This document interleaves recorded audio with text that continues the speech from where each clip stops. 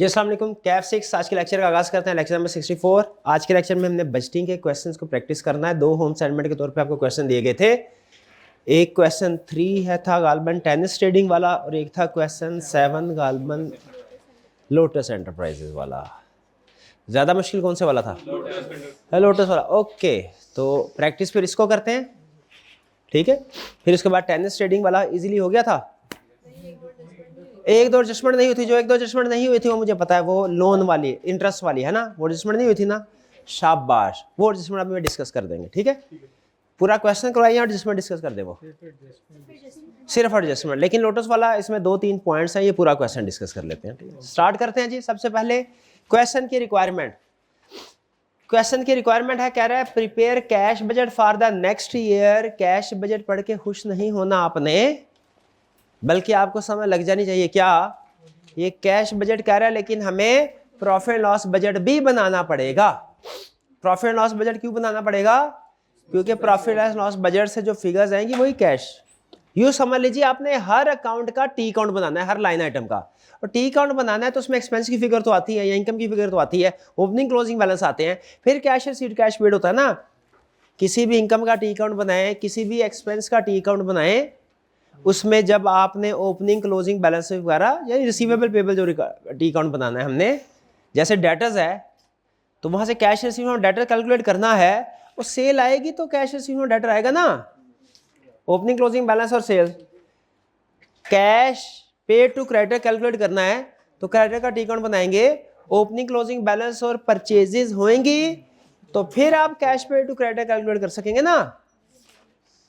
Selling admin operating expenses हैं, manufacturing expenses हैं, opening closing अगर पेबल हैं तो टी काउंट बनाते हुए ओपनिंग क्लोजिंग के बाद expense for the year include करेंगे तो फिर cash paid for the year आएगा ना। तो इसीलिए कैश बजट बनाने के लिए प्रॉफिट एंड लॉस बजट बनाना जरूरी है, ठीक। किस हद तक बनाना है ये बाजुकात आपकी अपनी जजमेंट होती है। कुछ लोग प्रॉफिट उस एक्सपेंस की कैलकुलेशन को कैश बजट में भी शो करवा देते हैं, वो भी ठीक है।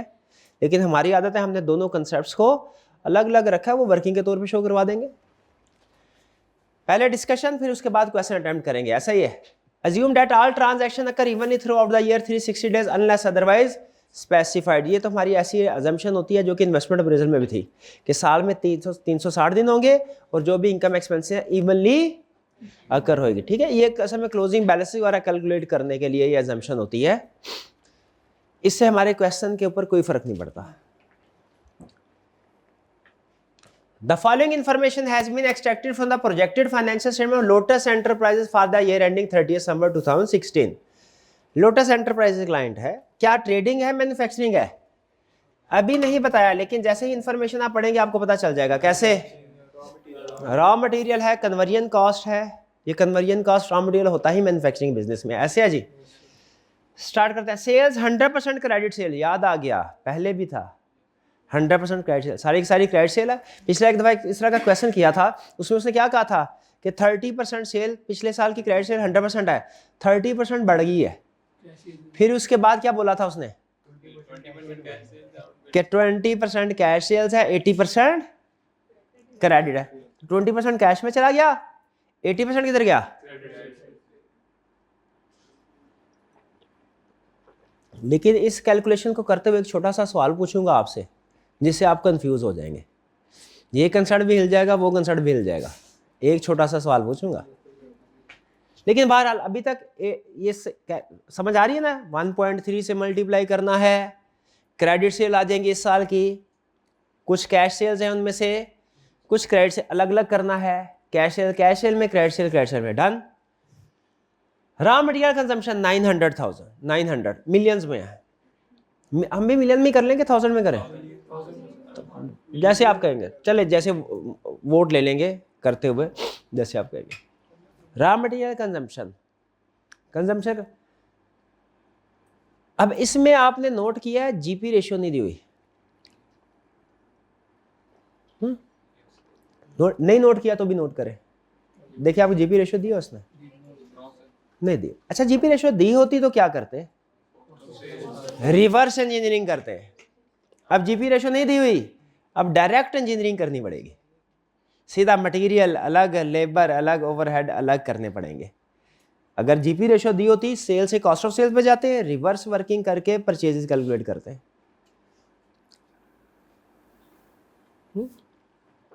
अब ये मटेरियल कंजम्पशन से पिछले साल का इतना था, इस साल का इतना है, लेकिन फिलहाल देखेंगे मे भी इधर भी कुछ कैलकुलेशन हमें करनी पड़ जाए। तो पिछले साल की कंजम्पशन है, इस साल की कंजम्पशन पे कैसे पहुंचेंगे, ये स्टूडेंट मुझे बताएंगे। पिछले साल की कंजम्पशन दी हुई है, इस साल की कंजम्पशन पे कैसे पहुंचेंगे। 30% ग्रोथ है,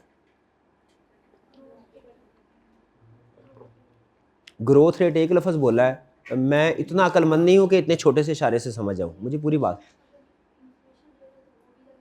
हाँ शाबाश, उन्होंने बोला सर पिछले साल की रॉ मटेरियल कंजम्पशन है, इसको ग्रोथ रेट से मल्टीप्लाई करेंगे और फिर अगर इन्फ्लेशन रेट है 10% तो उससे भी मल्टीप्लाई करेंगे। और आगे कुछ और भी कहना चाह रही थी।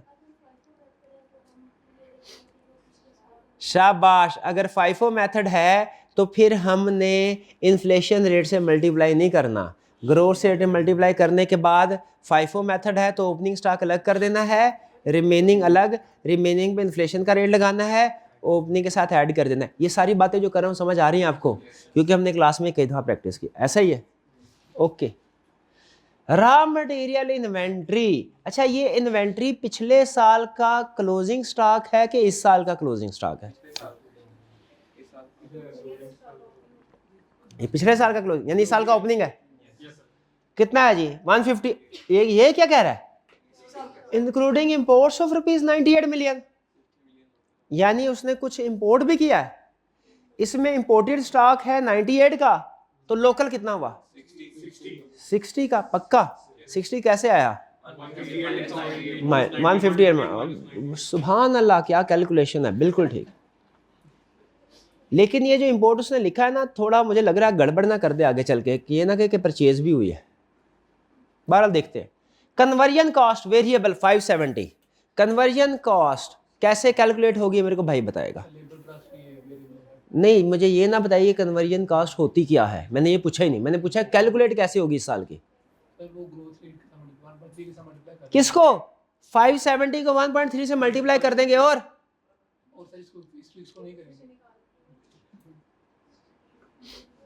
फिक्स। अच्छा मुझे 1.3 से मल्टीप्लाई करवाने के बाद आप कह रहे हैं कि ये नहीं करेंगे।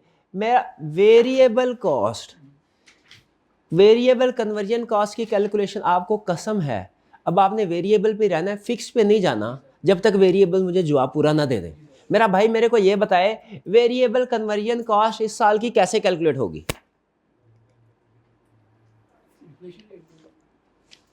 570 को क्या करेंगे, स्टार्ट करेंगे 570 से, 570 को क्या करेंगे 1.3 से मल्टीप्लाई करेंगे, शाबाश। फिर उसके बाद इन्फ्लेशन रेट से भी मल्टीप्लाई करेंगे, शाबाश। इन्फ्लेशन रेट से करेंगे, बिल्कुल करेंगे, वो 8% है, मटेरियल का 10% है, बाकी कास्ट का 8% है।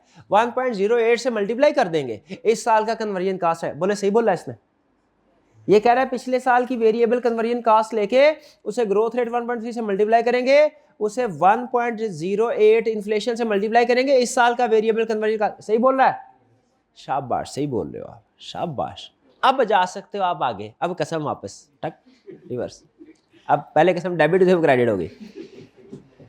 Fixed conversion cost including depreciation, ये भाई मुझे बताएगा फिक्स्ड कन्वर्जन कास्ट कि इस साल की कैलकुलेशन कैसे होगी।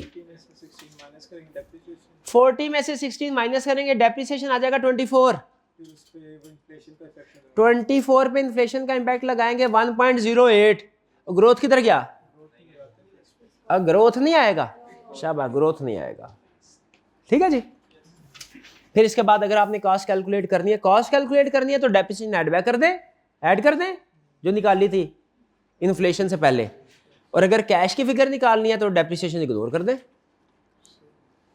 ठीक है जी।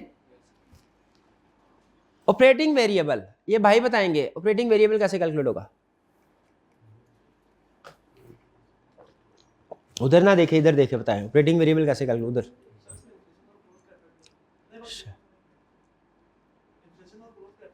इन्फ्लेशन और ग्रोथ का इंपैक्ट लेंगे कि ग्रोथ और इन्फ्लेशन का इंपैक्ट लेंगे। 730 किससे मल्टीप्लाई करेंगे? 1.3 ग्रोथ और फिर 1.08। 1.1 मटेरियल के लिए है, बाकी सब के लिए 8% है, 10%। ठीक है जी। और फिक्स्ड कॉस्ट कैसे कैलकुलेट करेंगे? 120 माइनस 27 93 आ गया, इनटू इन्फ्लेशन 1.1। और ग्रोथ रेट किधर गया? पक्का नहीं आएगा। Okay. Trade creditor local purchases ये क्या है? ये क्या है? इस साल opening creditor, trade creditor, local पर इसका मतलब है इंपोर्ट, इन्वेंट्री भी उसने लोकल और इंपोर्ट की लग दी है, क्रेडिटर का बैलेंस भी इंपोर्ट और एक्सपोर्ट का लग दी, सॉरी इंपोर्ट और लोकल का लग दिया। ओके, कोई नहीं, कर लेते हैं डील इसको।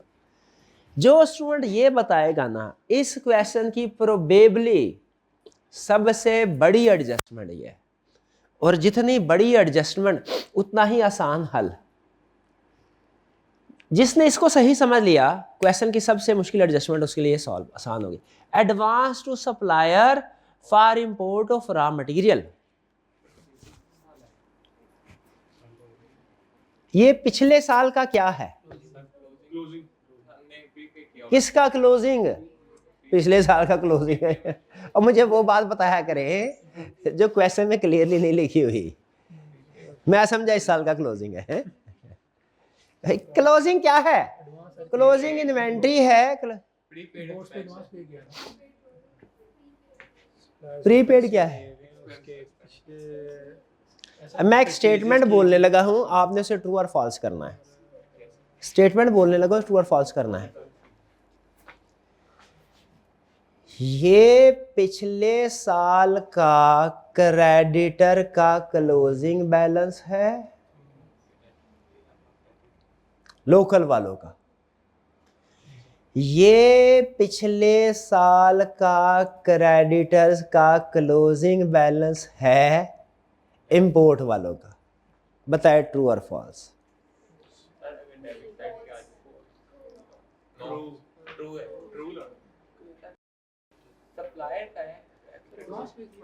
एडवांस है। कभी आपने सुना नहीं कि डेटर्स का क्रेडिट बैलेंस? कभी सुना नहीं काउंटिंग में क्रेडिटर्स का डेबिट बैलेंस भी हो सकता है? और सुना कि नहीं सुना? पक्की बात है, सुना है। तो क्रेडिटर का डेबिट बैलेंस कब आता है? कभी सोचा फिर आपने? क्रेडिटर का डेबिट बैलेंस कब आता है? जब हमने उसे एडवांस दे दिया हो। ये असल में क्रेडिटर का ही बैलेंस है, जिसको पता नहीं उसने क्या कह दिया और आप पता नहीं क्या कुछ समझ रहे थे। फिर से देखिए, सप्लायर है ना, सप्लायर कौन है? क्रेडिटर ही है। एडवांस दिया है उनको। ये इसमें क्या अरेंजमेंट है? पहले चीज दो, बाद में पैसे लो। इसमें पहले पैसे दो, बाद में चीज लो। पैसे पहले गए, तो ये क्रेडिटर का नॉर्मल बैलेंस है, प्लस कह ले, और ये माइनस बैलेंस है, नेगेटिव बैलेंस है। नेचर दोनों की सेम है। बताइए, समझ आई है? नहीं आई? ये आपने क्रेडिटर को पैसे देने हैं और ये एडवांस में दे दिए है, दोनों क्रेडिटर है, दोनों क्रेडिटर। क्लियर? इसको जरा मार्क कर लें अपने पास, क्योंकि आपने थोड़ी देर बाद फिर भूल जाना ये क्या था। थोड़ा सा आगे हो जाए, शाबाश। इतना कि आपकी आवाज उन तक ना, और उनका शाबाश। थोड़ा सा और, भाई की खुसूसी दरखास्त है आपसे। शाबाश शाबाश शाबाश शाबाश। भाई ये समझ आया आपको? 30 की स्टोरी समझ आई? चलिए आगे चलते हैं। Ellie is in the process of preparing its budget for next year. The relevant information is as under. Sales volume is projected to increase by 30%. इसका मतलब क्या होगा? वो जितनी सेल्स है वो 30% से मल्टीप्लाई कर दो, 1.3 से मल्टीप्लाई कर दो। ऐसा ही इसका यही मतलब है। In order to finance the additional working capital, management has decided to adopt the following measures. Introduce cash sale at a discount of 2%. यानी अब से कैश सेल भी होगी, क्रेडिट सेल भी होगी, सेल के दो हिस्से होंगे, दो कैलकुलेशन होगी, कैश सेल की अलग होगी, क्रेडिट सेल की अलग होगी। कैश सेल्स कैलकुलेट करते हुए एंड पे आपने 0.98 से मल्टीप्लाई करना है, क्योंकि 2% कैश नहीं मिल, डिस्काउंट हो जाएगा। अब आगे जरा गौर से सुनिएगा। It is estimated, concept line लगो आपका, it is estimated that 20% of the customers would avail the discount. पहले देख ले, इसको पूरी तरीके से समझ लिया, फिर मैंने आपसे एक सवाल पूछना छोटा सा। जी सर। समझ लिया क्या कह रहा है? अच्छा, मुझे ये बताइए कि ये 20% जो कस्टमर्स हैं, ये टोटल 1.3 से मल्टीप्लाई करने के बाद जो इंक्रीज्ड वाले कस्टमर्स हैं उनका 20% है, या जो पिछले साल के एग्जिस्टिंग कस्टमर्स हैं 100% वाले उनका 20% है?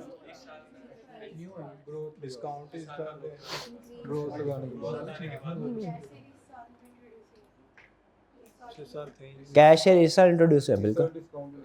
अच्छा, मुझे ये बताइए, एक इस तरह का क्वेश्चन था, गालबन क्वेश्चन नंबर 2 था, क्वेश्चन नंबर 2 में भी इस तरह की एडजस्टमेंट थी। मैं चाहता हूं क्वेश्चन नंबर 2 के साथ, हाँ ये चीज उधर लिखा हुआ था एग्जिस्टिंग, उधर एग्जिस्टिंग लिखा था, आपको याद है? हमने 100 को 30% से मल्टीप्लाई करने के बाद जब ये 20% अलग किया था ना कैश वाला, तो 20% ऑफ ओरिजिनल अमाउंट की थी पिछले साल की, यहां पे 20% ऑफ टोटल अमाउंट करे। मैं फर्क आपके सामने रखना चाह रहा हूं क्यों किया हमने। वहां पे उसने कहा था एग्जिस्टिंग का 20% कैश में जाएगा, यहां पे उसने एग्जिस्टिंग का नहीं बोला, तो इसका मतलब ये दी कस्टमर्स का मतलब टोटल कस्टमर्स का 20% है, यानी 1.3 का। ये फर्क जहन में रखें, एग्जिस्टिंग को अंडरलाइन कर लें, पता चले एग्जिस्टिंग का मतलब 100 का 20% है और टोटल का मतलब 130 का 20% है। ये समझ आई बात?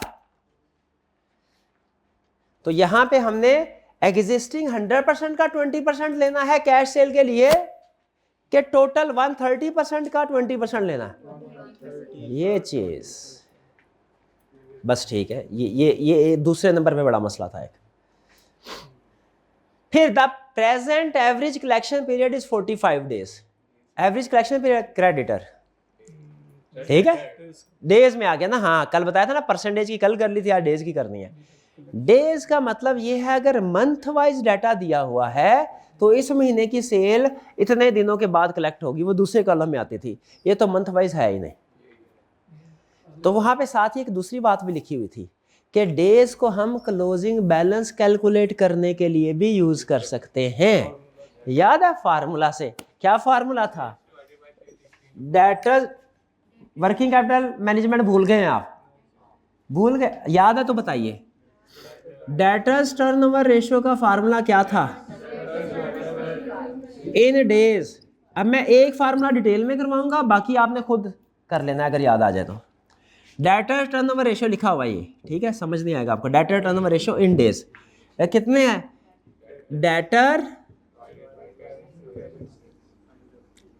Debtors divided by credit sales multiply by 360। उसने बोला एंड पे नीचे लिखा है साल के 360 डेज लो।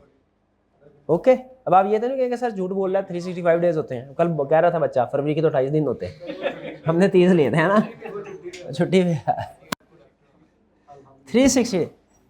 अब मुझे ये बताइए, अगर ये डेज दिए हुए हैं, ये फिगर दी है, डेटर्स कैलकुलेट कर सकते हैं?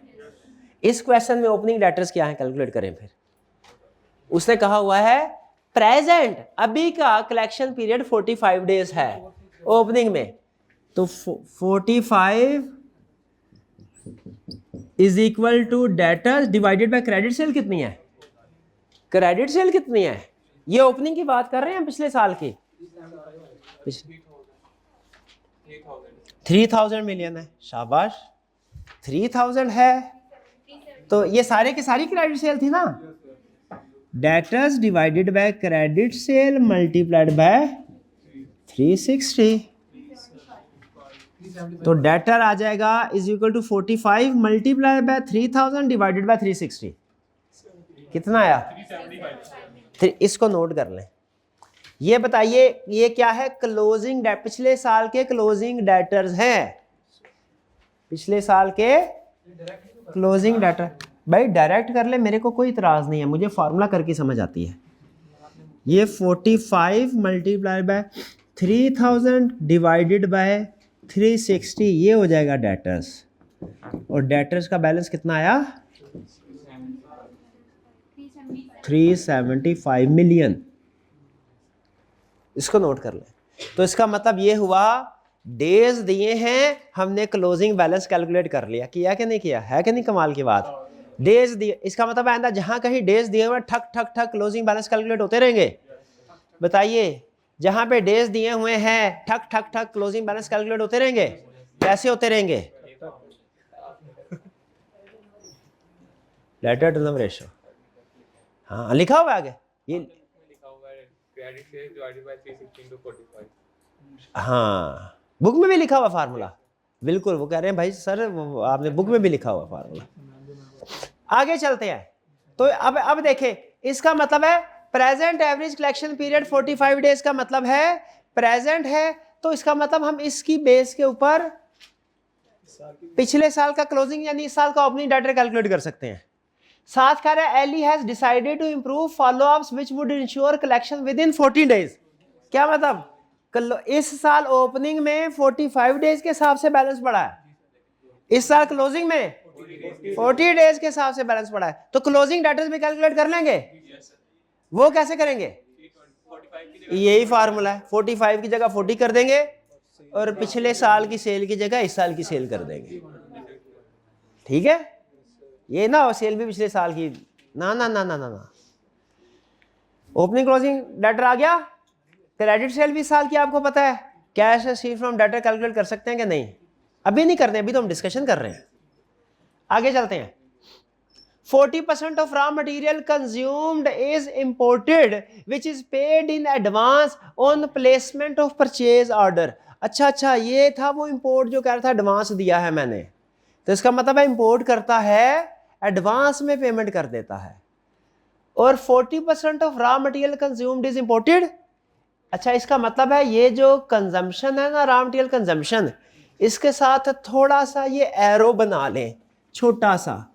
कह रहे 40% यानी 4×36 360 इंपोर्टेड है और 60% 6×54 540 लोकल है। कंजम्पशन आ गई, लोकल की कंजम्पशन अलग आ गई, इंपोर्ट की कंजम्पशन अलग। क्यों? उसने ब्रेकअप दे दिया नीचे, 40% है 40% है। अब ये मैं सोच रहा हूं ये इसने ब्रेकअप क्यों दिया कंजम्पशन का, लोकल का अलग और इंपोर्ट का अलग ब्रेकअप, उसने पता नहीं क्यों। अच्छा, इसने पता क्या किया, इसने कंजम्पशन तो लोकल और इंपोर्ट की अलग अलग दी है, इसने ओपनिंग स्टॉक भी अलग अलग दिया है, इसने ओपनिंग स्टॉक भी अलग अलग दिया है। ऐसा ही है। अगर ये कभी क्लोजिंग स्टॉक भी अलग अलग दे दे ना, तो मैं दोनों की परचेजेस भी अलग अलग कैलकुलेट कर दूंगा।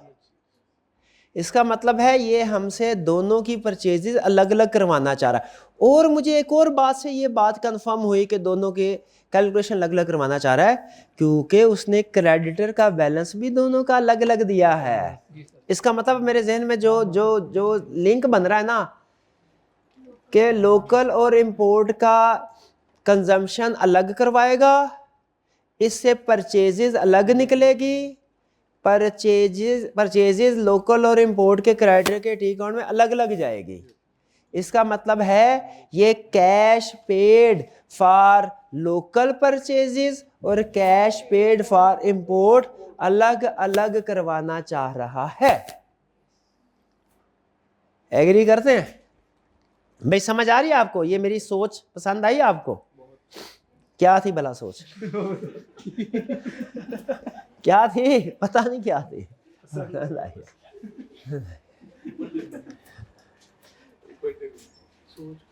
कोई बात नहीं, अभी तो हमने क्वेश्चन शुरू, अभी तो हम डिस्कस कर रहे हैं, गपशप लगा रहे हैं, क्वेश्चन तो अभी करना है हमने। आगे चलते हैं। फिर इसके बाद import carat the delivery is made within 30 days from the placement of order. ठीक है, यानी ऑर्डर के वक्त पेमेंट कर देते हैं, बाद में डिलीवरी आती है। Ellie has negotiated with the foreign suppliers and agreed that from the next year payments would be made on receipt of the goods. कि अब अगले साल से पेमेंट कैसे होगी, रिसीट, यानी अब कैश में बिजनेस होगा। अब कोई एडवांस नहीं, कोई बाद में नहीं, ना पहले ना बाद में, भाई चीज़ ले लो। इसका मतलब ना बैलेंस डेबिट होगा ना क्रेडिट, जब चीज़ आई तभी पेमेंट होगी, कैश में बिजनेस हो रहा है। तो इसका मतलब ये हुआ इंपोर्ट्स का ओपनिंग बैलेंस तो है लेकिन क्लोजिंग जीरो है। ये बात समझ आ रही है? क्योंकि क्लोजिंग में अब हम कैश पे चलेंगे। As a result of increased production, economies of scale would reduce variable conversion cost per unit by 5%. Variable conversion cost calculate करते हुए एंड पे 0.95 से मल्टीप्लाई कर देना, ये कह रहा है। क्या कह रहा है? ना कॉस्ट को कम नहीं, वेरिएबल कन्वर्जन कॉस्ट कैलकुलेट करते हुए एंड पे उसे 0.95 से मल्टीप्लाई कर देना, ये इस लाइन का इफेक्ट है। Due to price increases cost of raw material and all other cost excluding depreciation would increase by 10% and 8%। कह रहा है मटेरियल को 10% से इंक्रीज करना, बाकी हर कॉस्ट को 8% से। अगली बात आपको पता ही है कि डेप्रिसिएशन इंक्रीज नहीं होती, ये तो रूटीन की बात है। Average days for payment of other cost would remain the same. अच्छा सॉरी, नहीं ये एक लाइन रह गई थी। Local purchases would be paid in 50 days. इसका मतलब क्या हुआ? Local purchases would be paid in 50। इसका मतलब है इसका क्रेडिट पीरियड कितना है? 50 डेज। इसका मतलब है परचेजेस की कैलकुलेशन कैसे हो, क्रेडिटर की ओपनिंग क्रेडिटर कैसे कैलकुलेट होंगे, उसी तरीके से डेटर टर्नओवर रेशो, उसी तरीके से क्रेडिटर टर्नओवर रेशो कैलकुलेट करके। क्लियर? यानी जो आपके पिछले साल की अगर ओपनिंग क्रेडिटर कैलकुलेट करने हैं लोकल में, कैसे कैलकुलेट करेंगे जी? ओ ये तो दिए हुए हैं, शाबाश, फिर कैलकुलेट करने की जरूरत ही नहीं। ये पिछले साल की दिए हुए ना क्लोजिंग। ये देखें, ट्रेड क्रेडिटर लोकल परचेजेस, ये ओपनिंग के हैं। ना दिए होते तो हम इसी फार्मूले से पिछले साल के भी कैलकुलेट करते क्लोजिंग और इस साल के भी कैलकुलेट करते, लेकिन चूंकि अब दिए हुए हैं 95 दिए हुए हैं तो हमें पिछले साल के कैलकुलेट करने की जरूरत नहीं है, इस साल के कैलकुलेट करेंगे। और उसमें फिर क्या लेंगे, इधर परचेजेस जो आएगी और डेज कितने लेने हैं हमने? 50। समझ रहे हैं? यानी जैसे डेटर टर्नओवर रेशो की कैलकुलेशन है वैसे ही क्रेडिटर टर्नओवर रेशो की कैलकुलेशन है। ये 50 डेज वाली पॉलिसी करंट है।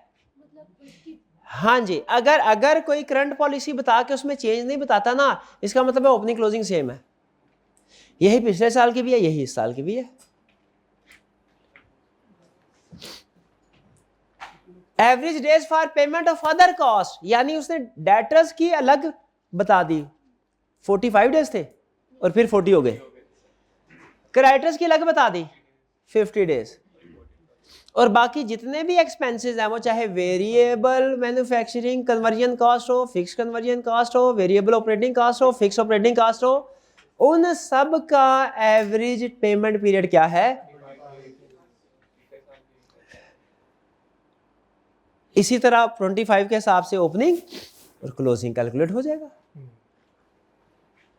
There is no opening and closing finish good. Yes, working process तो होता ही नहीं है जब तक खुद ना कह दे। फिनिश गुड भी नहीं है। ये मुझे बहुत पसंद आया, वरना क्लोजिंग स्टॉक की कैलकुलेशन करनी पड़ती है, एडिशनल स्टेप है, लेकिन वो भी आसान ही होती है। इस साल का material consume plus labour plus overhead कर लें, बस मटेरियल कंज्यूम को लेटेस्ट रेट में लेना पड़ता है। हाँ 5 हो, लेकिन शुक्र है नहीं है, आसान हो गया इसका मतलब। क्वांटिटी ऑफ, अच्छा अब ये देखें तीसरा और आखिरी मुश्किल पॉइंट ना, quantity of closing local and imported raw material as a percentage of raw material consumption would remain same. यानी जो आपका क्लोजिंग स्टॉक है लोकल का हो या इंपोर्ट का, वो जितना पिछले साल रॉ मटेरियल कंज्यूम की जो परसेंटेज पिछले साल थी वही परसेंटेज इसी साल भी है। यानी पिछले साल अगर लोकल मटेरियल जो था क्लोजिंग स्टॉक वो टोटल कंजम्पशन का 10% था, इस साल का क्लोजिंग स्टॉक इस साल की टोटल कंजम्पशन का कितने परसेंट हो? 10%। नहीं समझ आई बात? फिर से, अगर पिछले साल का इंपोर्टेड स्टॉक बैलेंस पिछले साल की टोटल कंजम्पशन का 20% था, तो इस साल का इंपोर्टेड स्टॉक कितना होगा? 20%। किसका 20%? पिछले साल की कंजम्पशन का 20% के इस साल की? इस साल की। इसका मतलब है पहले हमें कंजम्पशन कैलकुलेट करनी पड़ेगी, फिर क्लोजिंग स्टॉक आएगा। कोई मसला नहीं, कोई मसला नहीं। Ally use FIFO method for valuation variety. बताइए क्या याद करा था? FIFO फैक्ट्स, मटेरियल कंज्यूम है, बैठा हो दिमाग, शाबाश। FIFO facts, material consume, cash budget. Start करें जी, स्टार्ट करें, इजाजत है? हाँ, इसके बाद कहना होता है जी सर इजाजत है, इजाजत। शाबाश शाबाश शाबाश, मैं ऐसे ही पूछ बैठा आपसे। हाँ, चलिए आगे चलते हैं।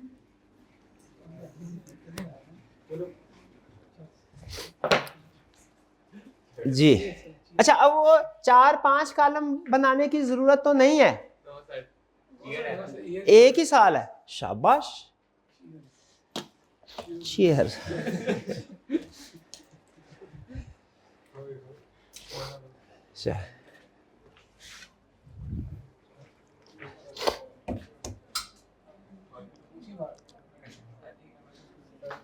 आप इजाजत दें तो ये मिटा के ये भी क्वेश्चन बड़ा है। मैं कह रहा हूँ आमने सामने अगर दोनों बन जाए ना, कैश बजट भी और प्रॉफिट लॉस भी, तो आसान हो जाएगा। तो ये मिटा दूं?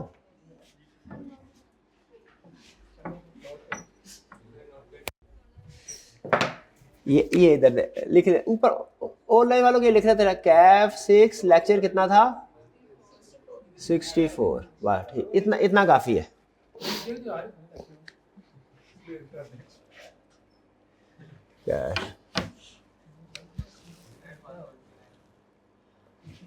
रेड से क्यों लगाओ?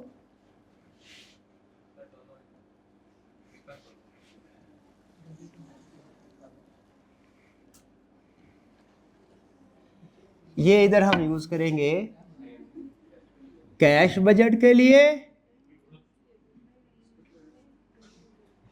इसको यूज करेंगे प्रॉफिट एंड लॉस बजट के लिए।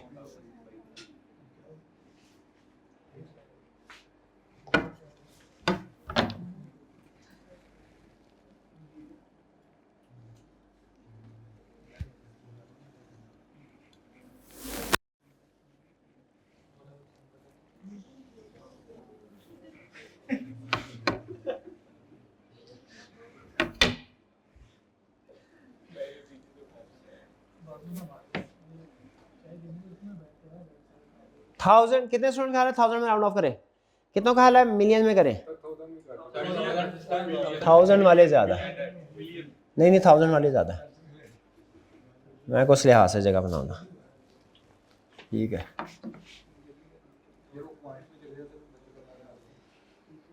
चलिए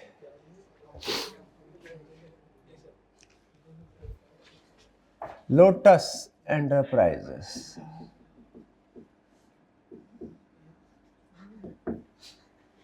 सबसे पहले क्या करना है? अच्छा ये ना एक्चुअल क्वेश्चन में ये सारा आपका वर्किंग के तौर पे आएगा, क्योंकि उसने रिक्वायरमेंट में कैश बजट मांगा हुआ है। असल क्वेश्चन ये है, लेकिन इस क्वेश्चन में आप रेफर करेंगे इसको कि ये वर्किंग 1 वर्किंग 2, ये आपकी वर्किंग है समझे, ठीक है। ये अलग सफ़े पे करनी है आपने। सेल्स, अब सेल्स दो तरह की है, कैश सेल्स और credit sales. Cash sales credit sales. Cash sales का फार्मूला क्या है?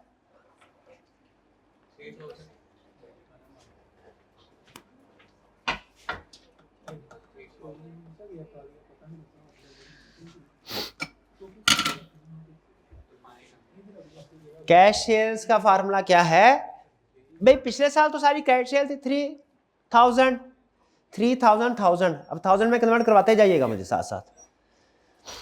पिछले साल तो, अब इस साल क्या हुआ था? 1.30% इंक्रीज हुआ था, और फिर इसमें से कैश और क्रेडिट को लग किया था 20% ऑफ टोटल कैश के बने थे। 20% ऑफ एग्जिस्टिंग नहीं, 20% ऑफ टोटल। तो हमारा क्या हुआ? ये वर्किंग कैश सेल 3000 इंटू 1.3 इस साल की इंक्रीज सेल हुई, इंटू 0.2 20% कैश सेल हुई, इन डिस्काउंट के बाद। क्लियर?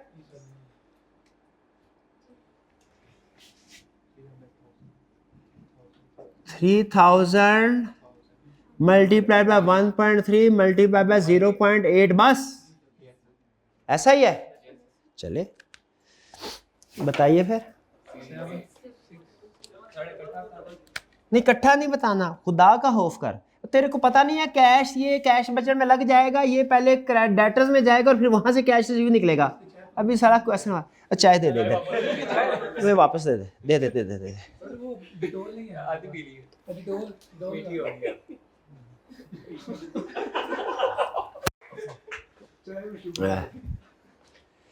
अब बताइए कैश सेल कितनी है? सिर्फ कैश सेल एक स्टूडेंट 764400 चेक कर ले, यही है। और क्रेडिट सेल कितनी है? 3120000। चेक पॉइंट पहला, कोई प्रॉब्लम इसमें? ओके। अब क्या करना है? Less cost of sales. Cost of sales की हेडिंग में आएगा।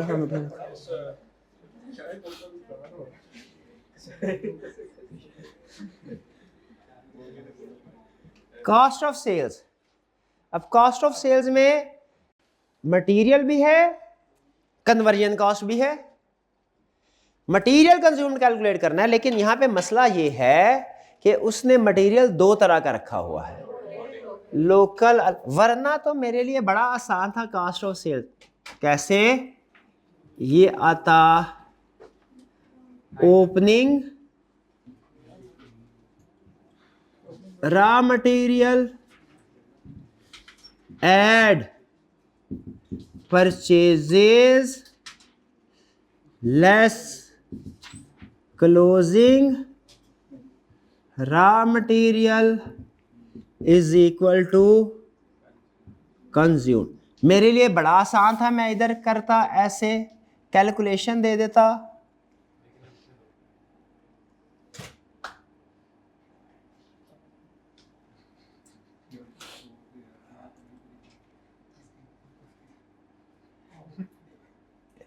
ये यहां पे शो करवा देता, लेकिन अब मुझे इसके साथ एक और कॉलम भी शो करवाना है सेम पैटर्न पे। क्यों भला? क्योंकि अब इन्वेंट्री दो तरह की है, लोकल की अलग, इंपोर्टेड की अलग। ठीक है? तो कौन से? पहले वाली लोकल बोलूं इंपोर्ट? पहले वाली इंपोर्ट रख लें, मर्जी, एक फर्क कुछ भी नहीं पड़ता। ये इंपोर्ट हो गई, ये लोकल हो गई। अब हमारा मिशन क्या है? हमारा इस वक्त सबसे बड़ा मिशन इस पूरे क्वेश्चन में है ये मटेरियल कंज्यूम्ड कैलकुलेट करना, ये टेबल फिल करना। क्लियर यहां तक? ओपनिंग रॉ मटेरियल दिया हुआ है, ओपनिंग रॉ मटेरियल किधर है? हाँ, इंपोर्ट का 98 है और लोकल का कितना आया? 60। इंपोर्ट का 98 है, लोकल का, ये पिछले साल का क्लोजिंग था, इस साल का ओपनिंग है। 98,000 60,000। क्लियर? अब क्या करना है? Material consumed. मटेरियल कंज्यूम्ड कितना है? मटेरियल कंज्यूम्ड कैसे कैलकुलेट करना है? जैसे कैलकुलेट करते हैं। कैसे कैलकुलेट करते हैं? पहले ग्रोथ का रेट डालेंगे, फिर ओपनिंग को अलग। शाबाश शाबाश। अच्छा मुझे बताइए कि इसमें इकट्ठा कर देंगे कि इंपोर्ट और लोकल का अलग अलग करेंगे? अलग अलग करेंगे। पहले किसका करें?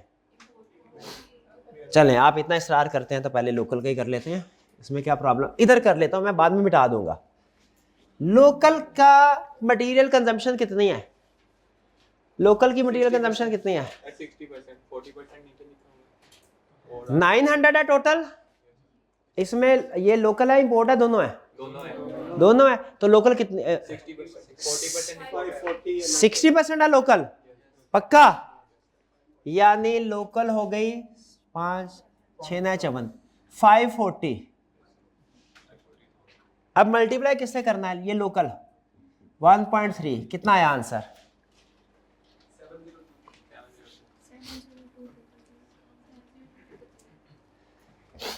7,000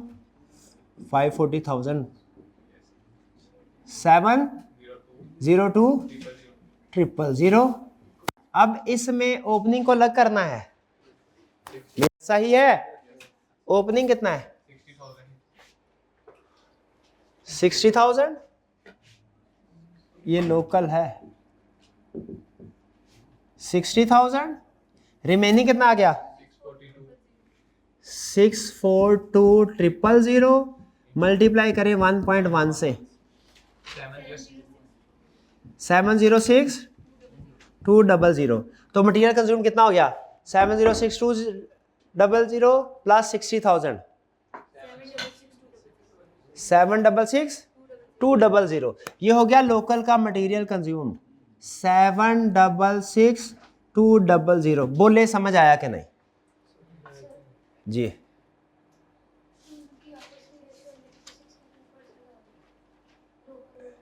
जो आपस की रेशियो है वो तो क्लोजिंग स्टॉक के लिए है ना, मटेरियल कंज्यूम्ड के लिए नहीं है।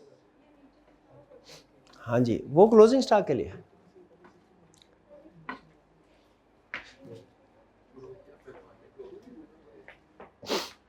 क्लियर?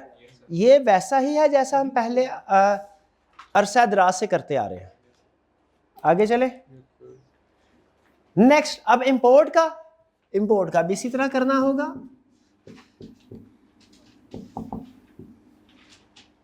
इंपोर्ट का मटेरियल कंज्यूम कितना है? 900 का 40% 360,000 multiplied by 1.3 is equal to 468,000।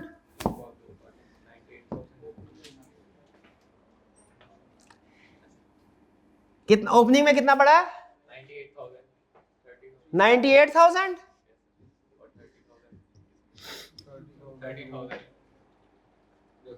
अब यहां पे देखिए और हैरान होइए, ये तो था ओपनिंग स्टॉक 98,000। ये क्या है? ये यहां पे क्यों आया? 30,000 की परचेज हम कर रहे हैं इंपोर्ट, इसको हमने इन्फ्लेशन से अलग क्यों किया? इसको तो इस वजह से अलग किया, ये पिछले साल का स्टॉक पड़ा हुआ इस साल यूज होगा। ये तो स्टॉक में नहीं है।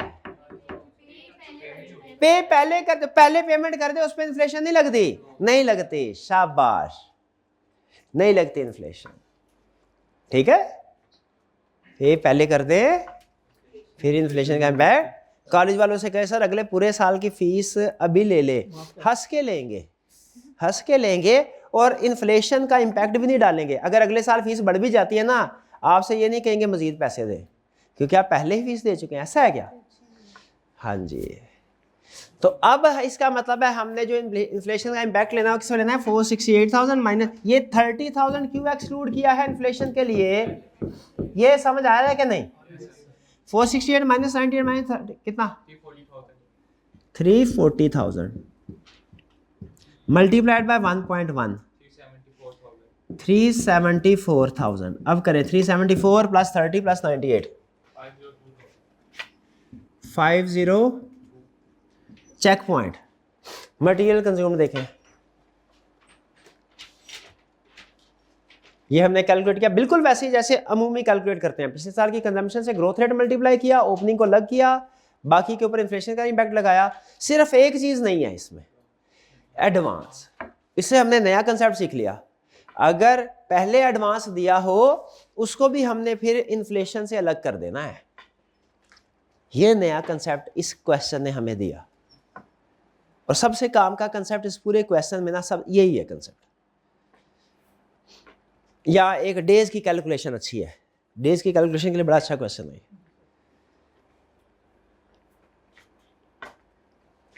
क्लियर? आगे चलें।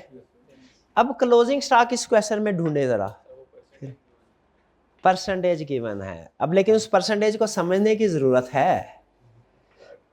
कहां लिखा, किस पॉइंट में दिया हुआ है? पॉइंट नंबर 6 को समझे। Quantity of closing local and imported raw material, जो हम कैलकुलेट करना चाहते हैं। क्या हम यही नहीं कैलकुलेट करना चाहते? लोकल और क्लोजिंग स्टॉक को यही कैलकुलेट करना चाहते हैं। कह रहा है quantity as a percentage of raw material consumption would remain same. क्या कह रहा है कि closing stock raw material consumption का उतने परसेंट ही होगा जितना पिछले साल क्लोजिंग पिछले साल के रॉ मटेरियल कंजम्पशन का था। समझे? नहीं समझे? नहीं समझे। पिछले साल क्लोजिंग स्टॉक था, पहले लोकल का कैलकुलेट करें ना। एक मैं करूंगा, बाकी दूसरा आपने करना है। लोकल का मैं कर देता हूं।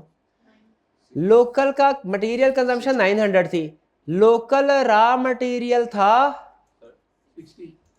लोकल की 60% नहीं, ये टोटल लोकल की, हाँ हाँ टोटल रॉ मटेरियल कंजम्पशन का है ना, टोटल कंजम्पशन का टोटल 900। अच्छा इसमें भी दो इंटरप्रिटेशन है। एज परसेंटेज स्टॉक बेसिकली है परसेंटेज ऑफ कंजम्पशन, ऐसा ही है। क्या मटेरियल लोकल का स्टॉक लोकल की कंजम्पशन की परसेंटेज है कि टोटल की? ये उसने क्वेश्चन में क्लियर नहीं किया। ये उसने क्वेश्चन में क्लियर नहीं, समझ रहे हैं? लॉजिकली लगता ये है लोकल का लोकल कंजम्पशन का, लोकल स्टॉक का लोकल कंजम्पशन होना चाहिए, इंपोर्ट स्टॉक का इंपोर्ट का। लॉजिकली मैं भी इस बात पे कन्विंस्ड हूं, लेकिन क्वेश्चन के अंदर जब मैंने इस लाइन को फिर पढ़ा तो इसमें मैं ढूंढ रहा था कोई ऐसा लफ्ज जिस मुझे मिल जाए जिससे लगे कि टोटल नहीं लेना। लोकल और इंपोर्ट का क्लोजिंग स्टॉक कैलकुलेट के परसेंटेज कंजम्पशन की लेनी, लेकिन उसने ना लिखा हुआ है quantity of closing and local stock imported raw material as percentage of raw material consumption. उसने स्पेसिफाई नहीं किया लोकल रॉ मटेरियल कंजम्पशन के इंपोर्टेड। देखिए मेंशन नहीं ना किया। यहां पे अगर कहता ना as a percentage of local and imported, फिर पता चल जाता अलग अलग है। उसने स्पेसिफाई नहीं किया, जैसे ऊपर उसने स्पेसिफाई नहीं किया था ये रॉ मटेरियल कंजम्पशन किसकी है, तो हमने क्या बोला? ये दोनों की है। समझ रहे हैं? यहां पे रॉ मटेरियल कंजम्पशन मेंशन नहीं किया, लोकल के इंपोर्ट किया, तो क्या नतीजा निकाला? यहां पे भी रॉ मटेरियल कंजम्पशन मेंशन नहीं कर रहा, किसकी है? हालांकि मेरे ख्याल में ज्यादा लॉजिकल ये होता है कि टोटल का स्टॉक, टोटल जो लोकल का स्टॉक है वो लोकल की कंजम्पशन पे बेस करे, इंपोर्ट का स्टॉक इंपोर्ट की कंजम्पशन पे बेस करे। लेकिन क्वेश्चन की इंफॉर्मेशन जैसे वो भी ठीक है क्वेश्चन होता, थोड़ा सा पॉइंट्स में फर्क आ जाता है। मैंने उस तरीके से भी कैलकुलेट करके देखा है, थोड़ा सा उसमें पॉइंट्स में फर्क आता है, एक आधे नंबर का फर्क आता है। लेकिन बहरहाल मैं आपको बता दिया दोनों बेस है। लेकिन यहाँ पे उसने चूंकि टोटल कंजम्पशन बोला हुआ है, मतलब बोला नहीं, उससे इंडिकेशन मिल रही है टोटल कंजम्पशन, मैं टोटल कंजम्पशन यूज कर रहा हूं। अब सुनिए क्या करना, क्या है, वापस आइए, इंफॉर्मेशन पढ़ के दोबारा मुझे बताइए क्या कह रहा है।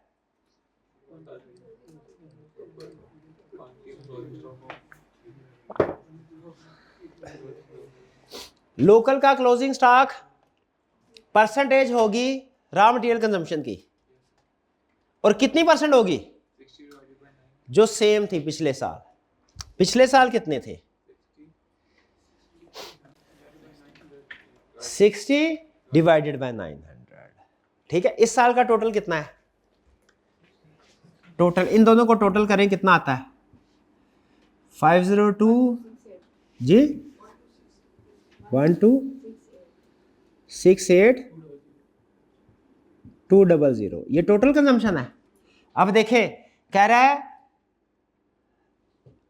लोकल का क्लोजिंग स्टॉक कैसे आएगा? पिछले साल की रेशो के मुताबिक आएगा। पिछले साल कंजम्पशन थी 900, स्टॉक था 60। इस साल की कंजम्पशन है 126820। स्टॉक कितना होगा? ये होगा 60 डिवाइडेड बाय 900 मल्टीप्लाइड बाय 1268200, 84547। यही आ रहा है? 84547. यही है 84547। अब जरा आप इंपोर्ट का कैलकुलेट कीजिए। इंपोर्ट की भी परसेंटेज सेम रहेगी? क्या रहेगी? 98 है। 98 डिवाइडेड बाय 900, 900 की कंजम्पशन हो, स्टॉक 98 है। जब कंजम्पशन 1268200 की हो गई, 138093, 138093।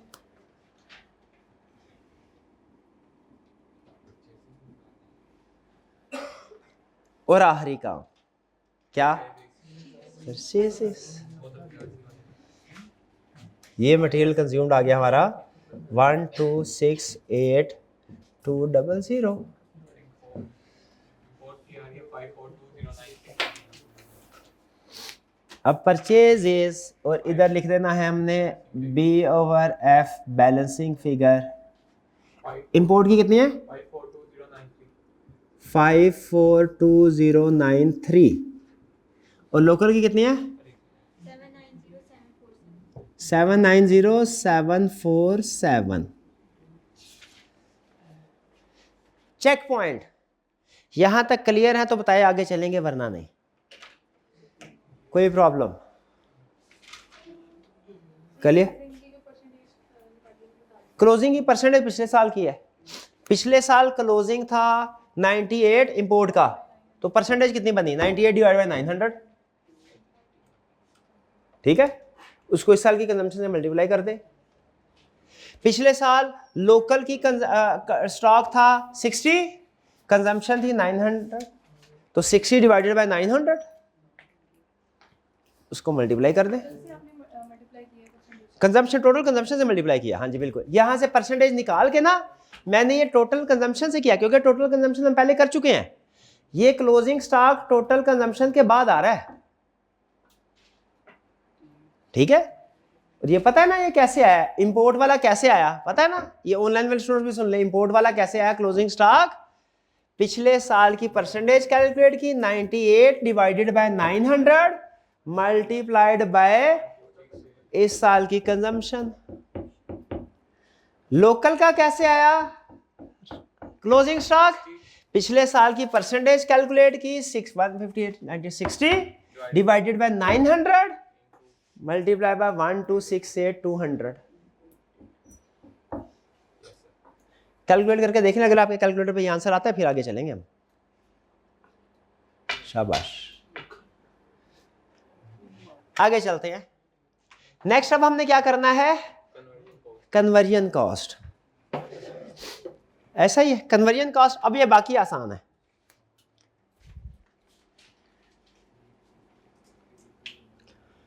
Conversion cost,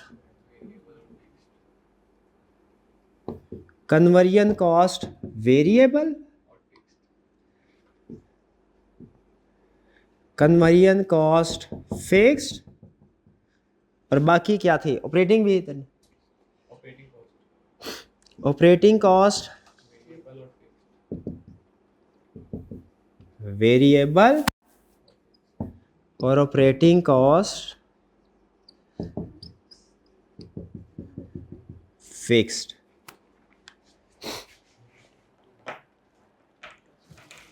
conversion cost variable क्या फार्मूला है?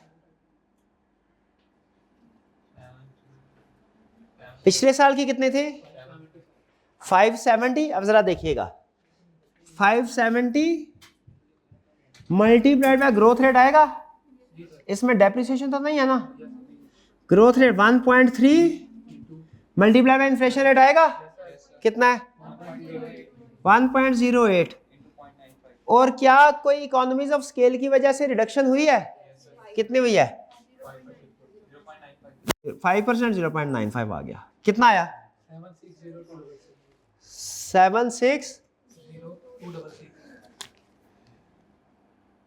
760,266। आपके कैलकुलेटर पे अगर ये फिगर है तो फिर आगे चलेंगे, वरना नहीं। कैलकुलेटर में शो हो रही है आपके कैलकुलेटर पे figure? Conversion cost fixed, fix में कितना है? डेप्रिसिएशन में 40 है, लेकिन डेप्रिसिएशन भी शामिल है 16। तो हमने क्या करना है? डेप्रिसिएशन निकाल के 40 माइनस 16, 24 इंटू 1.3 से मल्टीप्लाई करेंगे? नहीं करेंगे। क्यों नहीं करेंगे? वो ग्रोथ है, इधर आते। मल्टीप्लाई बाय 1.08, एफिशिएंसी कुछ भी नहीं है। ये इज इक्वल टू कितना आ गया? 25920 बस, प्लस डेप्रिसिएशन कितनी है? 16, यानी 16,000। तो ये टोटल कितना आ गया? 419।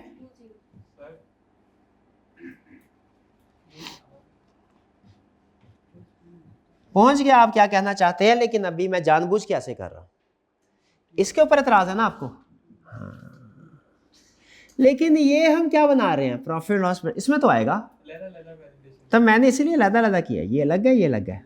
आपको पता है मैंने ये इसको, कोई स्टूडेंट बता सकता है ये मैंने प्रॉफिट लॉस बजट में डेप्रिसिएशन को अलग क्यों शो करवाया? इसको अलग क्योंकि कैश बजट में हमें इसकी जरूरत नहीं है, इसकी जरूरत पड़ेगी, इसीलिए लग रहा है। बेफिक्र रहे, जब उधर जाएंगे मैं ये फिगर यूज नहीं करूंगा, लेकिन आपको साथ ही 2 in 1 काम सिखाना है ना प्रॉफिट लॉस बजट के साथ। ऑपरेटिंग कॉस्ट वेरिएबल 730 कैसे कैलकुलेशन होगी? 730 मल्टीप्लाइड बाय 1.3 मल्टीप्लाइड बाय 1.08। कोई एफिशिएंसी वगैरह हुई है? तो यही आ जाएगा। कितना आया? 1024920। इतना ज्यादा? 1024920 चेक कर लें, यही है। चलिए ठीक है। और ऑपरेटिंग कॉस्ट फिक्स्ड 120 माइनस 27, 93। 27 को अलग कर दिया डेप्रिसिएशन को। 93 मल्टीप्लाइड बाय 1.08, बस ग्रोथ तो नहीं करना, इज इक्वल टू 100,440। ठीक है, वो आपने 1000 में कर दिया। और प्लस डेप्रिसिएशन 27। टोटल कितना आ गया? 127,440। क्लियर जी?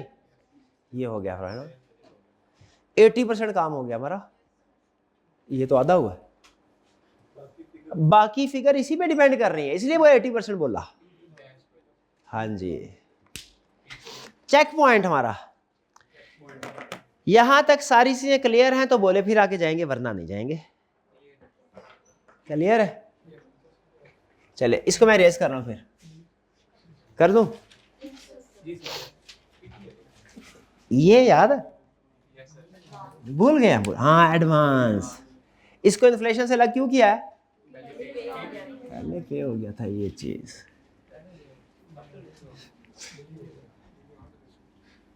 कैश बजट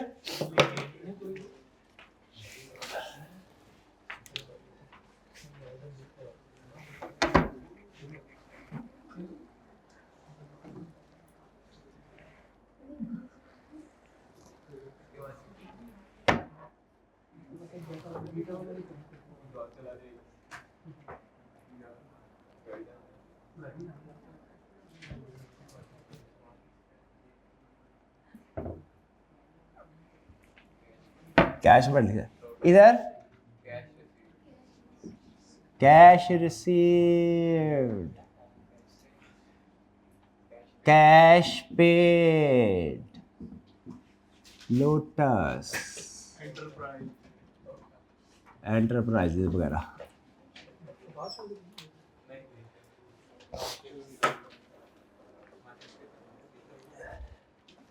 सबसे पहले कैश रिसीट में क्या आएगा? कैश सेल्स कितनी आए? 764400।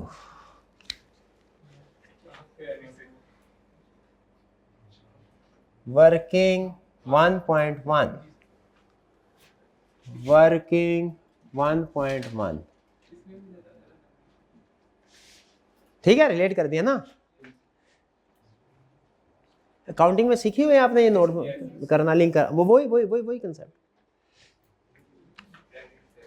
कैश रिसीव्ड फ्रॉम क्रेडिट से, क्रेडिट सेल्स नहीं, cash received from credit sales, यानी कैश रिसीव्ड फ्रॉम डेटर, इसको कर देते हैं डेटर्स फ्रॉम डेट। अच्छा, टी काउंट बना के कैलकुलेशन करवाऊं के opening add sale minus closing करके? टी काउंट में इजी है, लेकिन ये डायरेक्ट कर ले तो शॉर्ट है। शॉर्ट वाला कर ले, डेटा टी काउंट से करा, बिल्कुल ठीक, ऐसे कर लेते हैं हम, तो दोनों से कर लेते हैं, किस्सा ही निपटाते हैं, दोनों ही कर लेते हैं। Debtors, cash received from debtor, working 1.2, वरना मैं इधर ही शो करवा देता वर्किंग। अब आपने टी काउंट बोला तो इधर इधर करवा दूं ना टी काउंट।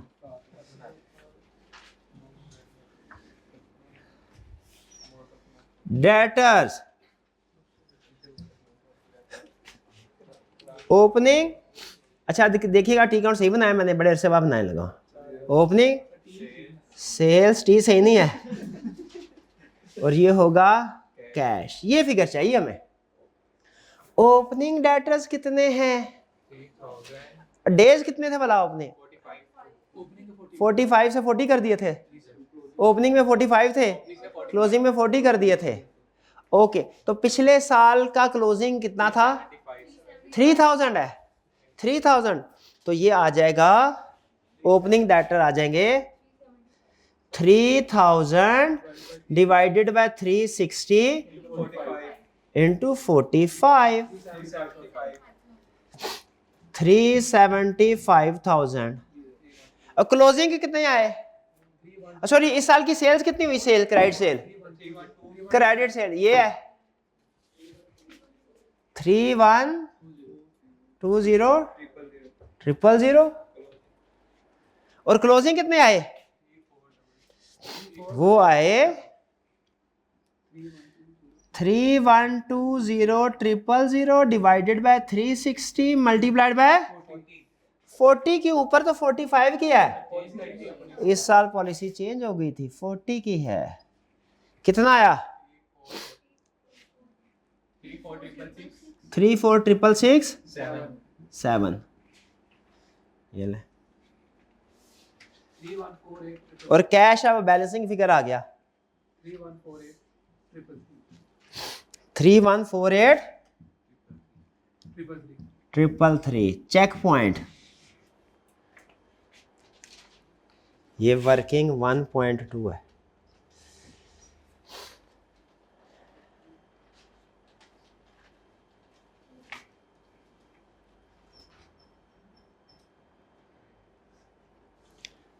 314833 ये आ गया 314833 क्लियर है मैच। Yes, sir. और तो कोई कैश रिसीट में नहीं है। अब कैश पेड आ गया। कैश पेड में पहले आप ही बनाएंगे लोकल बनाएं लोकल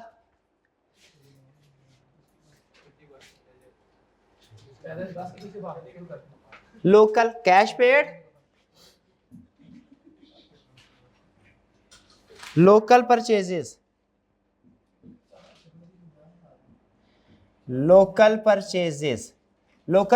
कितनी है ओपनिंग कितने थे क्रेडिटर आप टी काउंट के साथ बनाएं मैं डायरेक्ट बनाने लगा हूं आपने टी काउंट के साथ बनाना है।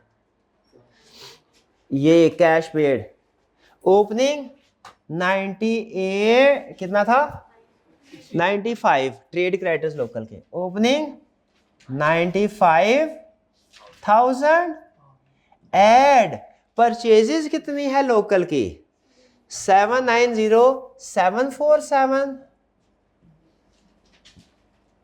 माइनस क्लोजिंग कितने हैं क्लोजिंग है कितने डेज थे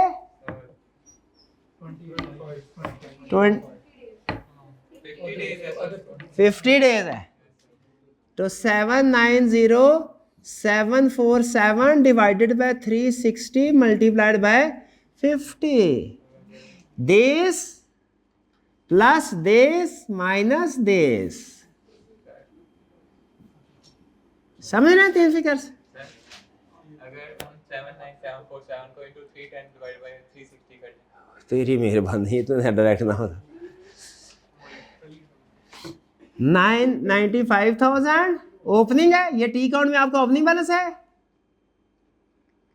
ये क्रेडिट परचेजेस है ये क्लोजिंग बैलेंस आएगा कैलकुलेट करके जो भी आएगा नेट करके कैश पेड आ जाएगा। देखिए यही है क्या है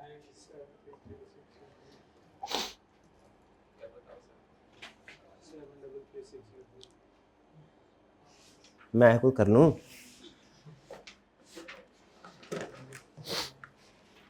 10982 कोई बात नहीं सॉरी करने की जरूरत नहीं मैंने कौन सा आपकी बात में इतबार कर लिया था पता है मुझे तजर्बा 790,747 डिवाइड बाय 360 मल्टीप्लाई बाय 50 ये आ गया ये माइनस 95,000 माइनस 790,747 क्या आया 921 775921 775921 क्लियर एग्रीड। अब आपका इम्तिहान अगर इंपोर्ट की कैलकुलेट कर ली सही पेमेंट तो मान जाऊंगा बजटिंग के एक्सपर्ट हो गया आप जाए देखते हैं कोई माइका लाल जो चेक करता है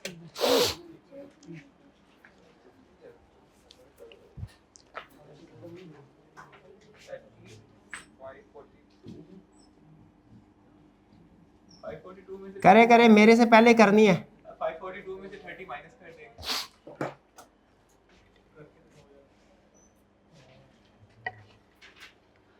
ओपनिंग में बैलेंस था 30,000 नो माइनस 30,000 प्लस इस साल की परचेजेज कितने हैं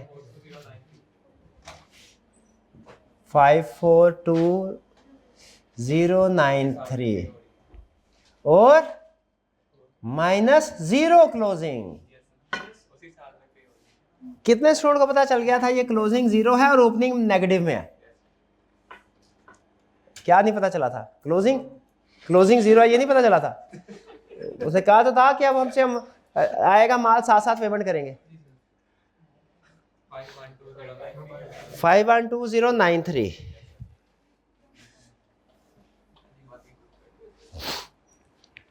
5120 9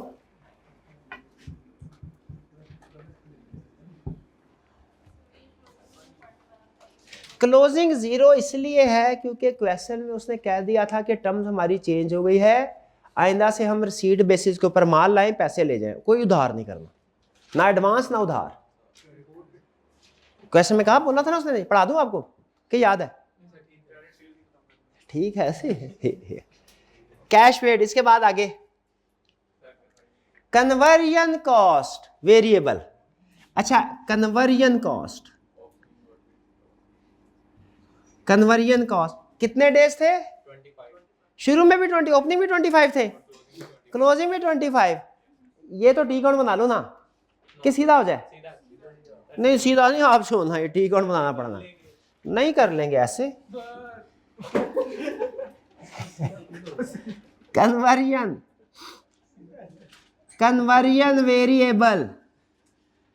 देखिए प्रेजेंटेशन का फर्क है, इंफॉर्मेशन सारी उतनी आनी थी, देर उतनी लगनी है। ओपनिंग ऐसी टाइम ज्यादा लगेगा। कन्वर्जन, ओपनिंग पेबल थे, ओपनिंग में कितने, ये ओपनिंग इधर आएगा ना, पेबल था, क्लोजिंग इधर आएगा, एक्सपेंस इधर आएगा, पेड इधर आएगा। पहले बताएं ये ठीक है? ठीक है। ओपनिंग पेबल कितने हैं, पिछले साल कितने थे? वेरिएबल कन्वर्जन 570, 25 डेज थे, तो ये आ जाएगा 570,000 डिवाइडेड बाय 360 मल्टीप्लाई बाय 25, कितना? 39583। और क्लोजिंग कितना आएगा? ये एक्सपेंस कितना है इस साल का? एक्सपेंस कन्वर्जन कॉस्ट वेरिएबल कितना? 760, ये है ना, 266, 760,266। और क्लोजिंग कितना आएगा? 760,266 डिवाइडेड बाय 360 मल्टीप्लाई बाय 25, 52796। और बैलेंसिंग फिगर पेड 747053। ये आ गई हमारी balancing figure 74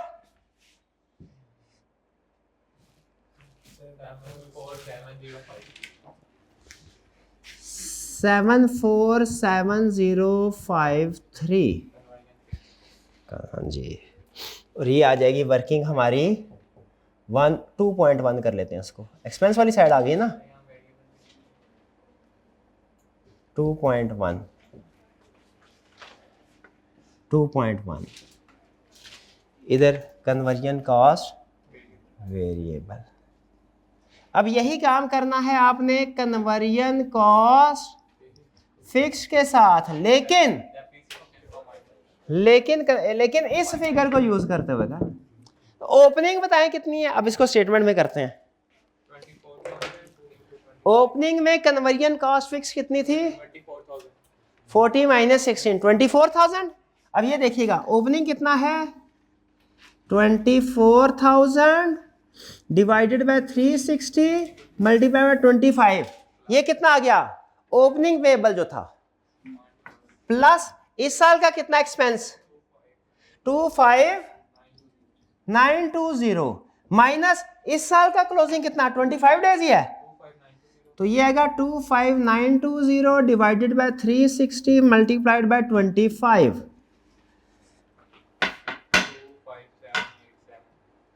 25787, 25787। Check point clear हुआ तो बताएं, आगे चलेंगे वरना नहीं। ये हमने टोटल एक्सपेंस क्यों नहीं लिया? हाँ डेप्रिसिएशन तो कैश में नहीं आती, डेप्रिसिएशन कैश में नहीं होती। ओके, अब non cash item investment appraisal में सीख लिया था, शाबाश, इन्वेस्टमेंट रिवाइज करके आया भाई। Next operating cost fixed. अब माइका लाल कोई क्लास में है तो दोनों मेरे से पहले कैलकुलेट करके दिखाए। ऑपरेटिंग कॉस्ट कैलकुलेटर पे नहीं, वेरिएबल और operating cost fixed operating cost variable 730 है, 730,000 डिवाइडेड बाय 360 मल्टीप्लाई 25 प्लस इस साल का जो ऑपरेटिंग वेरिएबल है 1024920 माइनस जो इस साल का क्लोजिंग है 1024920 divided by 360 multiply by 25। Calculate करके बता रहे हो क्या है? 1004439।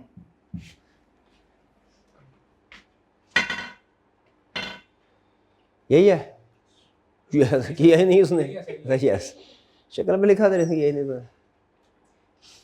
क्या ये यही है? आपका भी यही आया? और क्या ये सही है? ओके। ऑपरेटिंग कॉस्ट फिक्स्ड, ये कैसे करेंगे? ऑपरेटिंग कॉस्ट फिक्स्ड, पिछले साल की ऑपरेटिंग कॉस्ट फिक्स थी 93। 93 क्यों बोला? क्योंकि depreciation 93,000 divided by 360 multiply by 25 days ही हैं, प्लस इस साल की ऑपरेटिंग फिक्स्ड है 100,440। ये नहीं, 100,440 minus 100,440 divided by 360 multiply by 25 99923। बस ये ले। कोई और आइटम रह तो नहीं गई? पक्का?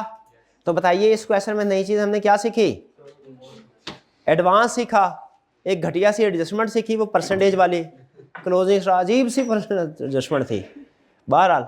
लेकिन वो दो कंसेप्ट में बहुत अच्छे थे। एक एडवांस वाला कंसेप्ट कि जो पिछले साल अगर एडवांस दे दिया, मटेरियल नहीं भी आया तो इन्फ्लेशन नहीं, अब एक्स्ट्रा पैसे पे नहीं करने। और दूसरा डेज की कैलकुलेशन, जो कल हमने पढ़ा था ना बजटिंग में, days working capital closing balance calculate करते हैं, ये कैलकुलेशन अच्छी थी इसमें। हाँ, इंटरेस्ट वाला पहले ये क्लियर हो गया, डन। नहीं, वो दूसरी से छोटा सा सिंपल पहले बताएं, क्लियर? नहीं, ये इनको क्या होने दे, 1-2 मिनट एक्स्ट्रा कर दे, कोई बात, मैं पानी पी लूं तब तक।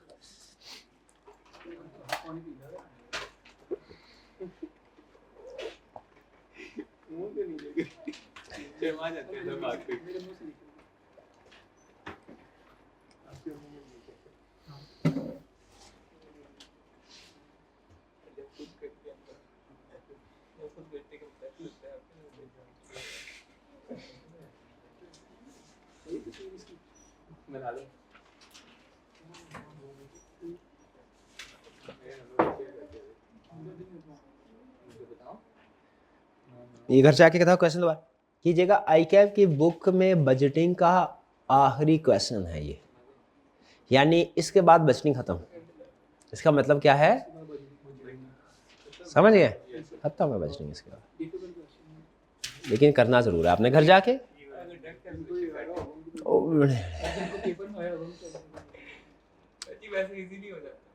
कर ले।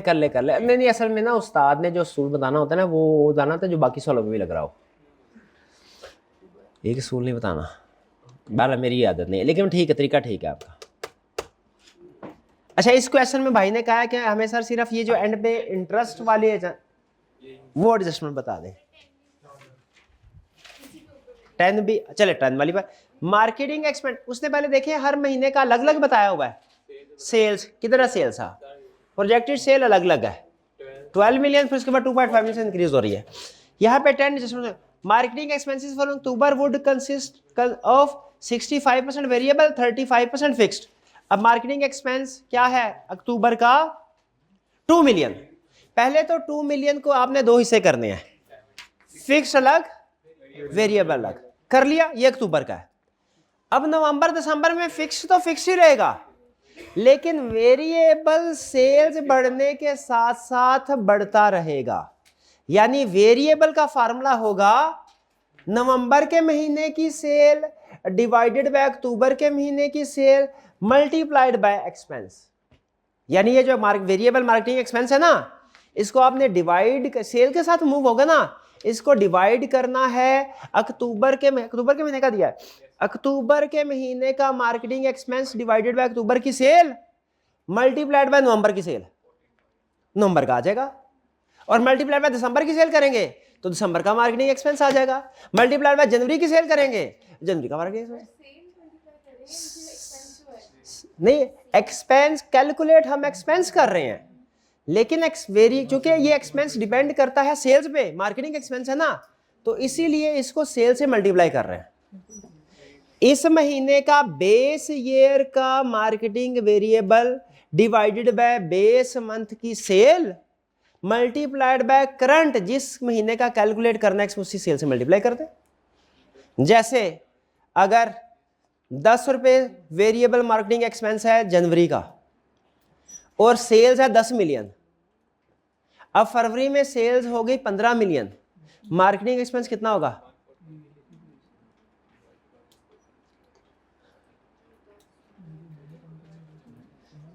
$10 मिलियन की सेल पे 10 रुपए है, 15 मिलियन की सेल पे कितना होगा? 15 रुपए ही होगा। कैलकुलेशन नहीं भी करनी वैसे ही नहीं कोई बात। तो वो कैसे हुआ? Expense divided by base year की सेल मल्टीप्लाई बाय जिस साल का एक्सपेंस कैलकुलेट करना उस साल की सेल। ये घर जाके तसल्ली से कैलकुलेशन देखें, इंशाल्लाह समझ आएगा, क्योंकि बहुत आसान है, मुझे अंदाजा है। ठीक है, नहीं समझ आई आप? नहीं, मैं इतनी देर लगाई है ना घर में, तो मैं और भी लगाऊंगा, मैं समझा के आगे जाऊंगा।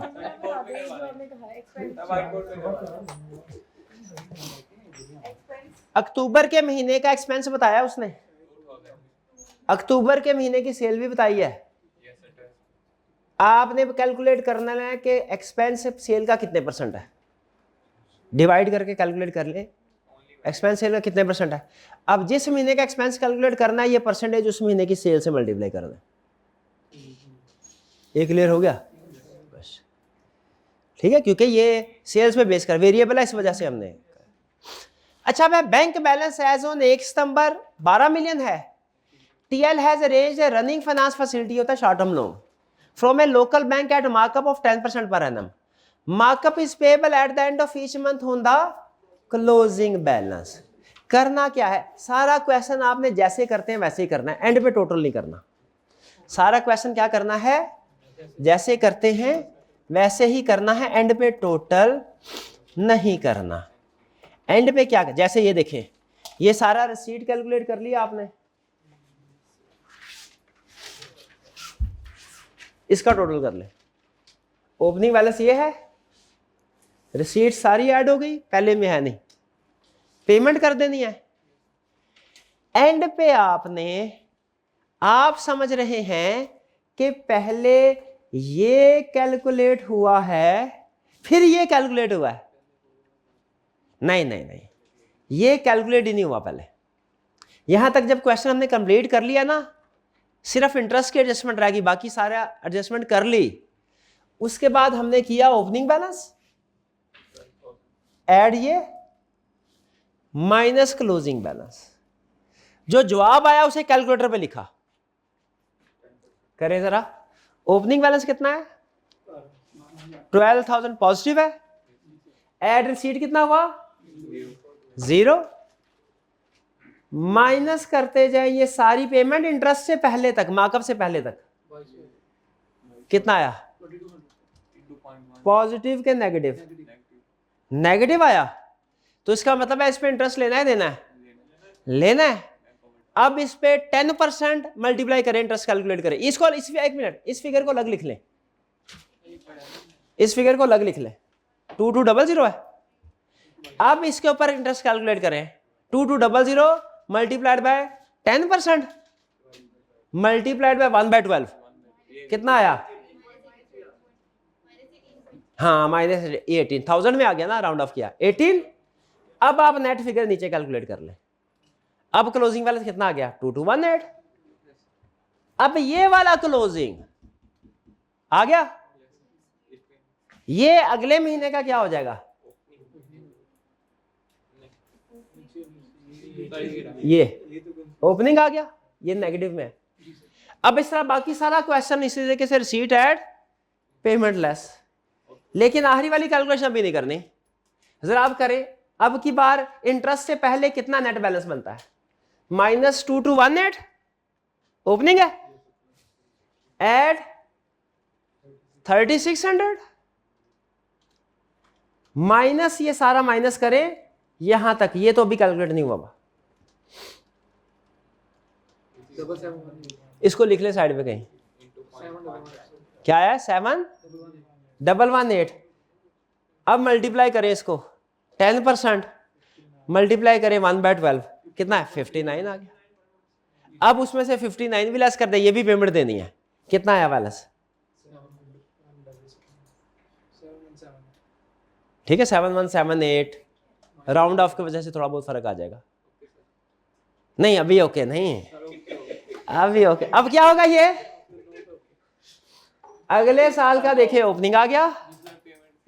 अच्छा एक दफा मेरे कहने पे बस ये कर दे, अब तेरे कैलकुलेटर पे आएगा, तूने देखा ऐसे ना करते भाई, तेरे कहने पे मैंने करवाया ये। अच्छा एक दफा पहले मुझे तसल्ली हो जाएगी ना, 7178 माइनस प्लस 12750, ये सारी माइनस करो और ये फिगर कैलकुलेट करके दिखाओ। ये मेरे हाथ के नीचे क्या है, ये आपके कैलकुलेटर पे आएगा तो फिर छुट्टी होगी।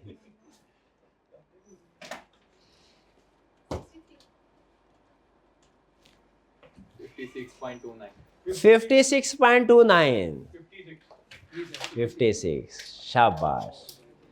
और अब इसके बाद पेमेंट करने के बाद नेट बैलेंस आएगा, एक और है ठीक है।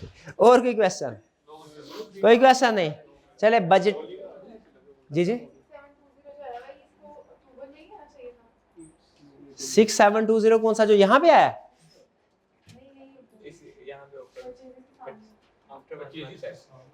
ये क्या है, ये परचेजेस है ना, ये परचेजेस की पेमेंट होगी कोई, सितंबर की परचेजिंग की है, सेल नहीं कर रहे होंगे ना परचेज। क्वेश्चन पढ़े, क्वेश्चन के अंदर से इंफॉर्मेशन दी होगी। हाँ जी परचेज तो पहले कर दी होगी ना, ये एक तरह का इसका पहले भी क्वेश्चन आया था, क्लोजिंग स्टॉक। हाँ जी कुछ होगा तो बेचेंगे ना, बेच के थोड़ी नहीं है ठीक है जी। नहीं अभी ये अगर आप कहें तो फिर मैं क्वेश्चन करवा दूं पूरा, ये एडजस्टमेंट पढ़ दूं मैं। क्रेडिटर्स को 2 महीने के बाद पेमेंट हो रही है, तो इस वजह से सितंबर की अक्टूबर में आ गई है, 2 महीने बाद पेमेंट हो रही है ना। एक मिनट उनको समझा दे। कौन से वाला पॉइंट है ये, कौन से वाला पॉइंट है, परचेज का last line,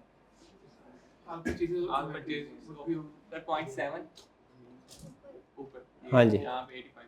all purchase of inventories would be on 2 months credit, यानी जो इस महीने की परचेज है वो हाँ जी सितंबर, तो ये किस महीने की आ रही थी परचेज, हाँ सितंबर की थी, तो अक्टूबर नवंबर में आएगी पेमेंट,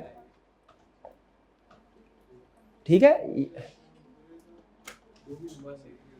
2 महीने के बाद पेमेंट आएगी, इसीलिए वो 2 महीने के गैप के बाद है। अच्छा मेरी तरफ से बजटिंग तकरीबन कंप्लीट है, लेकिन प्रैक्टिस हम करते रहेंगे। आप कोई भी क्वेश्चन, बाकी जो असाइनमेंट में मैंने कुछ क्वेश्चन मजीद दे दिए है, अगर ये क्वेश्चन आपसे हो गए तो इसका मतलब है बजटिंग के ऊपर आपकी ग्रिप इंशाल्लाह हो गई। लेकिन आपने खुद से भी सारे क्वेश्चन करते रहना है, कुछ में नई नई एडजस्टमेंट आती रहेगी, एक आधी एडजस्टमेंट क्वेश्चन में सीखने को आपको मिलती रहेगी और मिलती रहनी भी चाहिए, ठीक है। हाँ जी सोल्यूशन सारे बिल्कुल मौजूद है आपके पास। बीटा वाला क्वेश्चन 16 मैं कहेंगे तो मैं करवा दूंगा, ऐसी कौन सी टेंशन है, ईद के बाद करवा दे, आप कहें तो अभी करवा दो चलिए ठीक है। बाकी क्वेश्चन आपने प्रैक्टिस करते रहने हैं। ये ईद के दिन मैं कोशिश करेगा टाइम ना ज़ाया करें, मतलब कुछ ना कुछ थोड़ा बहुत पढ़ते रहे, प्रीवियस टॉपिक को भी रिवाइज करते हैं। मैंने इसलिए कोई बहुत ज़्यादा काम नहीं दिया, रूटीन का 1 दिन का ही काम दिया, इसलिए ताकि आप प्रीवियस कंसेप्ट की भी रिवीजन करते रहें। आज का लेक्चर यहाँ पे ख़त्म करते हैं, अल्लाह हाफिज़।